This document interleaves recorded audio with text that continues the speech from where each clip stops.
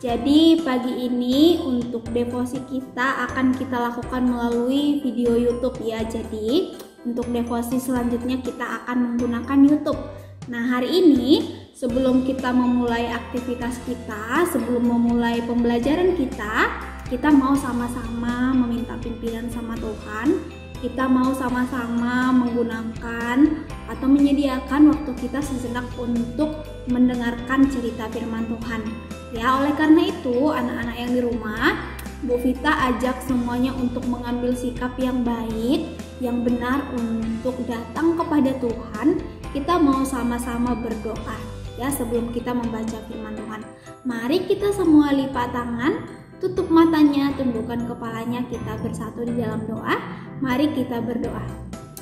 Bapa di dalam surga, kami mengucap syukur Tuhan karena pada pagi hari ini Tuhan boleh terus sertai kami sehingga kami boleh bangun dengan tubuh yang sehat, kami boleh bertemu keluarga kami, dan saat ini kami mau sama-sama lebih dekat lagi dengan Tuhan.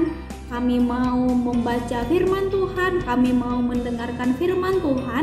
Kiranya Tuhan yang boleh menolong, yang boleh memberkati kami, lembutkan hati kami Tuhan, lembutkan pikiran kami, supaya firman Tuhan boleh kami pahami dan boleh kami mengerti. Terima kasih, kami siap untuk mendengarkan cerita firman Tuhan. Di dalam nama Tuhan Yesus kami berdoa, amin. Nah, anak-anak semua, hari ini kita mau sama-sama baca ya dari Kejadian 39 ayat 1 sampai ke 6 ya. 39 ayat 1 sampai ke 6 ya. Kitab Kejadian ya, yang paling awal di dalam Perjanjian Lama. Bu Vita akan bacakan untuk anak-anak kelas 1 ya. Jadi semuanya dengarkan dengan baik-baik. Yusuf di rumah Potifar. Adapun Yusuf telah dibawa ke Mesir, dan Potifar, seorang Mesir pegawai istana Firaun, kepala pengawal raja, membeli dia dari tangan orang Ismail yang telah membawa dia ke situ. Tetapi Tuhan menyertai Yusuf sehingga ia menjadi seorang yang selalu berhasil dalam pekerjaannya, maka tinggallah ia di rumah tuannya orang Mesir itu. Setelah dilihat oleh tuannya bahwa Yusuf disertai Tuhan dan bahwa Tuhan membuat berhasil segala sesuatu yang dikerjakannya, maka Yusuf mendapat kasih tuannya dan ia boleh melayani dia. Kepada Yusuf diberikannya kuasa atas rumahnya dan segala miliknya diserahkannya pada kekuasaan Yusuf. Sejak ia memberikan kuasa dalam rumahnya dan atas segala miliknya kepada Yusuf, Tuhan memberkati rumah orang Mesir itu karena Yusuf. Sehingga berkat Tuhan ada atas segala miliknya, baik yang di rumah maupun yang di ladang. Segala miliknya diberikannya pada kekuasaan Yusuf, dan dengan bantuan Yusuf ia tidak usah lagi mengatur apapun selain dari makanannya sendiri. Adapun Yusuf itu manis sikapnya dan elok parasnya. Ya, demikian pembacaan firman Tuhan. Nah, anak-anak, kalau anak-anak masih ingat ya, kemarin kita sudah mendengarkan cerita firman Tuhan atau sudah membaca firman Tuhan, yaitu bagaimana Allah menyertai umatnya meskipun di dalam masa-masa sulit. Ya, contohnya itu kemarin siapa? Cerita tentang Yusuf. Ya, bagaimana di dalam kesulitan yang dialami Yusuf itu Tuhan Yesus itu tetap menyertai. Nah, makanya sekarang kita akan sama-sama lanjutkan. Jadi hari ini yang menjadi judul dari firman Tuhan kita itu adalah Yusuf mengerjakan bagiannya walau dalam kesulitan. Ya, jadi Yusuf itu tetap mengerjakan kewajibannya, mengerjakan bagiannya meskipun ia dalam masa yang sulit. Ya, anak-anak pasti masih ingat ya cerita tentang Yusuf ya, bagaimana Yusuf itu dibenci oleh saudara-saudaranya. Ya, sehingga apa yang terjadi?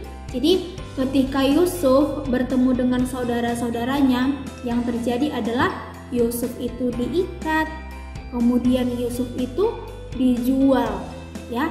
Tapi yang perlu kita pahami di sini, yang perlu kita tahu ya, bahwa ternyata Yusuf itu dijual bukan untuk mendapatkan suatu pekerjaan yang tinggi, bukan. Tapi Yusuf ini dijual supaya menjadi apa? Menjadi budak. Ya, anak-anak tahu ya budak itu apa ya? Budak itu adalah suatu pekerjaan yang paling rendah ya dari segala pekerjaan. Budak itu adalah seperti yang disuruh-suruh, yang membantu. Ya, itu adalah budak. Jadi kalau kita lihat budak itu bukan pekerjaan yang tinggi, tapi itu adalah pekerjaan yang sangat rendah.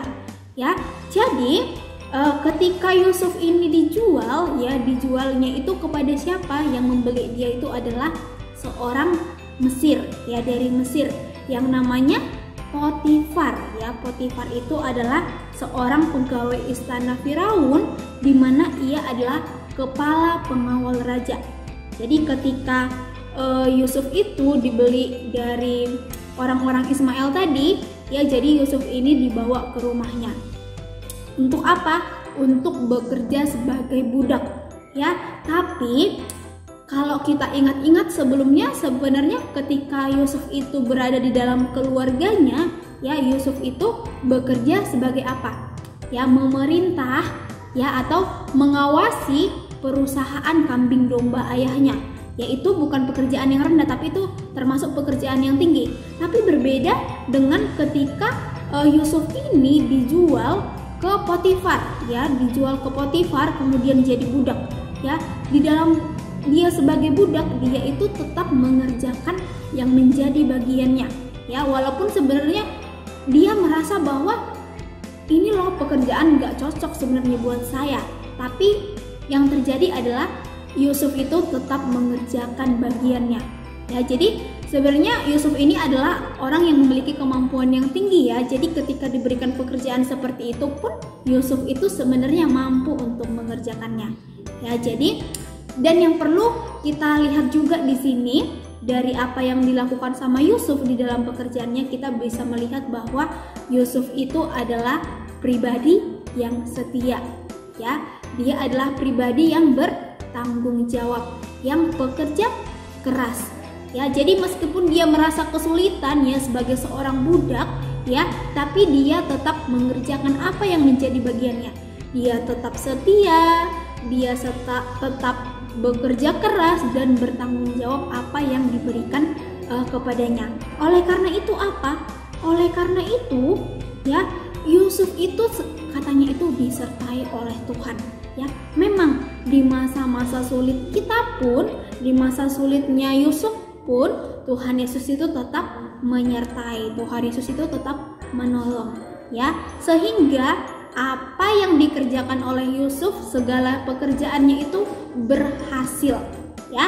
Tapi yang perlu anak-anak ingat di sini, bukan hanya sekedar dalam diri Yusuf saja yang bisa mengerjakan itu semua. Maksudnya semata-mata itu bukan karena hanya kekuatan Yusuf sendiri, tapi karena memang ada Tuhan Yesus yang menolong Yusuf, ada Tuhan Yesus yang menyertai Yusuf. Sehingga apa? Sehingga setiap pekerjaan yang diberikan kepadanya, ia kerjakan dengan sungguh-sungguh dan segala yang dikerjakannya itu berhasil. Nah, sekarang coba anak-anak ingat, coba anak-anak pikirkan, ya. Selama ini apakah anak-anak sudah bekerja keras? Apakah sudah bertanggung jawab atas setiap tugas dan tanggung jawab yang diberikan kepada kalian? Baik kalian sebagai seorang anak di rumah ataupun sebagai seorang murid di sekolah. Apakah kalian sudah menunjukkan sikap tanggung jawab, sikap yang setia? Coba dipikirkan, ya. Kalau memang kita adalah anak-anak yang sudah bertanggung jawab, berarti semua tugas-tugas kita beres. Ketika orang tua minta tolong, kita bantuin, ya. Jadi itu adalah contoh yang menunjukkan bahwa kita itu adalah setia, kita adalah bertanggung jawab, Ya, coba anak-anak pikirkan. Atau apakah masih ada tugas-tugas yang belum anak-anak selesaikan? Ya, itu berarti masih butuh lagi belajar. Ya, dorong diri anak-anak supaya diri kalian itu punya keinginan untuk mau belajar. Ya, pikirkan masa depan kalian, pikirkan diri kalian, pikirkan juga orang tua kalian. Karena kalau kita pengen membanggakan orang tua kita mau berjalan sesuai dengan apa yang Tuhan rencanakan, kita pasti menunjukkan sikap setia dan bertanggung jawab atas setiap tugas yang diberikan kepada kita.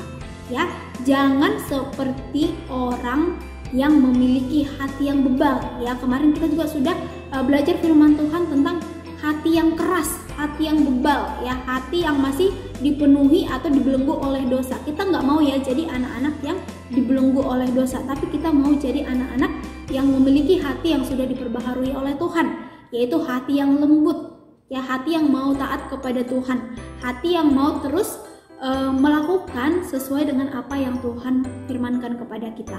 Ya, jadi sekarang Ibu berharap anak-anak itu setelah refleksi, anak-anak bisa berkomitmen, ya, mengambil suatu hal yang bisa anak-anak kerjakan untuk kedepannya supaya anak-anak itu bisa menjadi pribadi yang setia dan bertanggung jawab di dalam mengerjakan setiap tugas yang dipercayakan untuk kalian.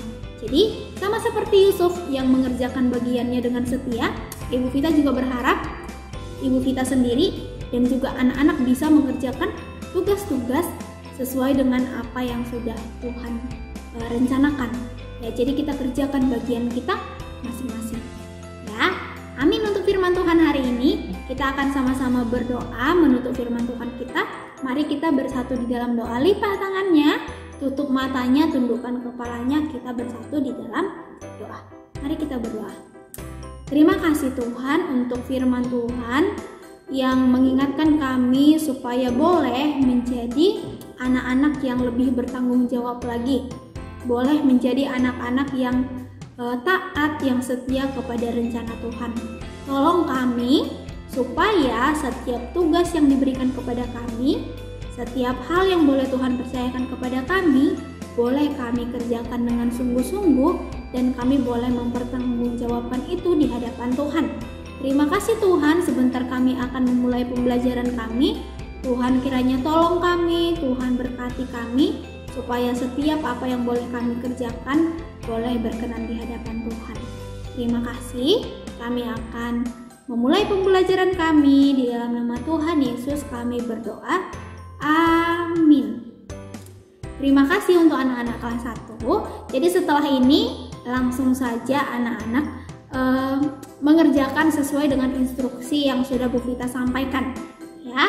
Jangan lupa tetap jaga kesehatan, ya, tetap pakai masker kalau mau keluar, ya.